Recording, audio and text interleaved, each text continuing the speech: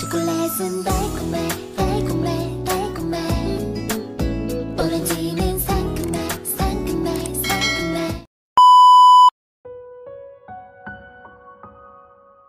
Nakatitig lang ako sa kanya, shocked because of what he said. So, he knows me? How? Pero bakit wife? But you're right, maybe I was wrong. I saw his jaw clench bago niya ako ibinigay sa ibang bagong partner ko. Nanlambot ang mga tuhod ko kaya hindi na ako gumalaw at nakatayo lang katapat ng isang lalaking may bughaw na mga mata.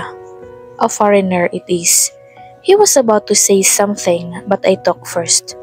I'm sorry, I'm having a stomach ache. Tapos tumalikod na ako. Durmatso ako sa banyo. I look at the mirror. Napapikit na lang ako dahil hindi pa rin kumakalma ang puso ko. And what the heck was that? Nakilala niya ba ako o hindi? Parang oo kasi na hindi. I don't know. Damn it, Siron. Ilang inhale and exhale ang ginawa ko. Maybe there's no reason for me to stay here anymore. Nakapagsabi na naman ako kay Amira, nagpaalam na lang ulit ako. Yun ay kung makikita ko pa siya sa dami ba naman ang bisita nila eh.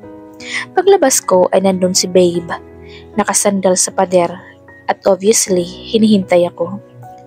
When he saw me ay lumapit siya sa akin. Are you okay? Tumango lang ako. Nakakahilo lang yung sayaw, but yeah, I'm fine. Sabi ko na lang. Kumain ka na ba? I rolled my eyes. Not yet. Kapag talaga nagpupunta kami sa party, puro pagkain ang nasa isip niya. Like, hindi buo ang gabi niya sa party kung hindi siya makakakain ng mga pagkain na siniserve sa party. Tara na, alam ko namang gusto mo rin kumain. I said tapos hinila ko siya. Gutom na rin kasi ako. Humalakhap kami pareho. I am hungry as well. Hindi na rin ako nakakakain sa bahay at tama nga siguro to.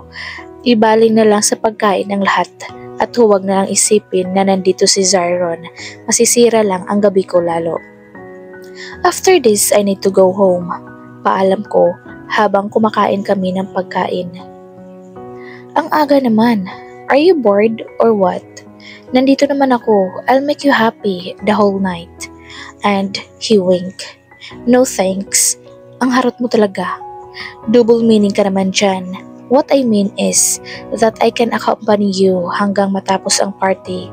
Alam ko, I didn't think anything else. Umirap ulit ako at sumubo ng pagkain. Pero parang nawala na ako ng gana dahil pagharap ko ng mesa namin ay ang mesa ng lalaking ayaw kong makita ngayong gabi. And he was there sitting, staring at us. Ano pong problema niya? Ang nakakainis pa rito ay hindi ko rin maalis ang tingin ko sa kanya. Alam kong gwapong-gwapo siya sa suot niyang tuxedo. Pero ano bang pakialam ko? Ano ngayon kung gwapo siya?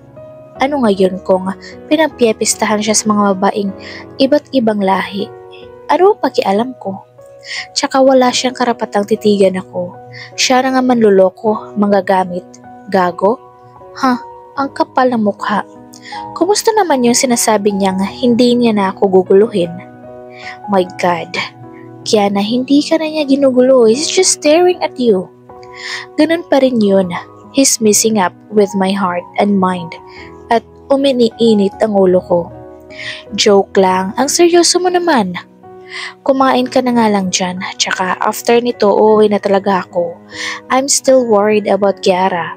Pagkasabi ko nun ay kinuha niya ang purse ko, ang cellphone ko to check kung may text ba sila mama at mabuti na lang dahil ang sabi ng sa text nakatulog na raw pagkaalis ko ang mga kambal at wala namang problema. Okay.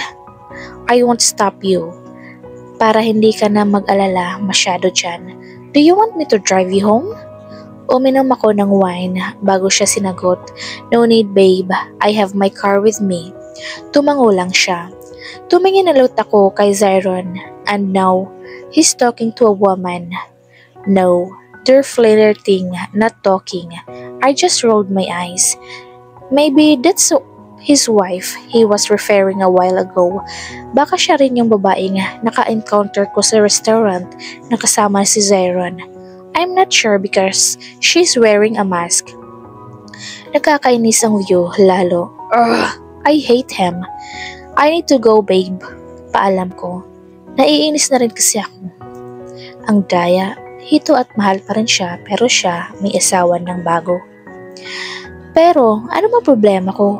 The last time I remembered, hindi ko siya gustong makasama ni makita tapos kung ano-anong pinapuputok ng butchi ko rito. Come on, self. Bakit mo pa ba mahal ang tarantadong Zyro na yan? Tanga ka? Tanga? Tumayo na ako pero tumayo rin si babe. Okay, ihahati na lang kita hanggang sa sasakyan mo. Umiling ako. No, finish your food. Kaya ko na to. Umiling din siya. Let's go, he said, offering his arms. Gentleman talaga eh. I took it na lang para hindi na humaba ang usapan. Sabay kaming naglakad palabas. Maybe I'll text Amerina na nauna na akong umuwi. Hindi ko rin siya makita ngayon. Thanks, he smiled. He kissed me on my cheek. I mean, on the side of my lips na ikinagulat ko. Pero hindi ako nagpahalata. Siyempre, take care and call me kapag nakarating ka na. Tumanga ako tapos sumakay na sa sasakyan ko. Habang nagdadrive ako ay tumunog ang cellphone ko. I was about to answer the call when car made its way in front of mine. Napapreno ako ng bongga. Kinabahan din ako ng sobra at nanlamig ang mga kamay ko. Shit, this is not happening again, isn't it? I know that I was carefully driving kahit na naiisip ako kay Zyron. Pinangako kong hindi na mauulit yung nangyari sa akin before. May tarantado lang talagang humarang sa daan ko at mabuti na lang hindi ako bumangga.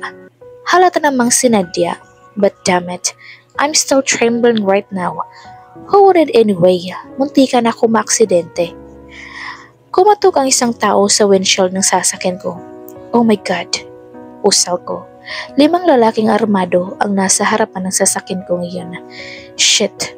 Palakas na palakas ang katok, pero nakatulala pa rin ako sa kanila. Come on, Kiana. Think. Call the police.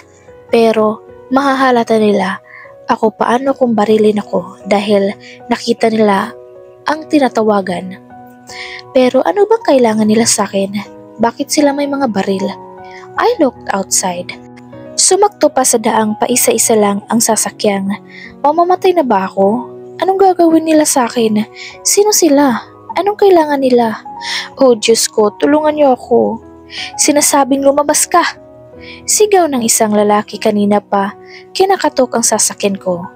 I screamed when he shot the tire of my car. Hindi makatawag yon ng atensyon dahil naka-silencer ang barrier at kamalas-malasang walang sasakyan ang dumaraan sa oras na ito. I'm dead.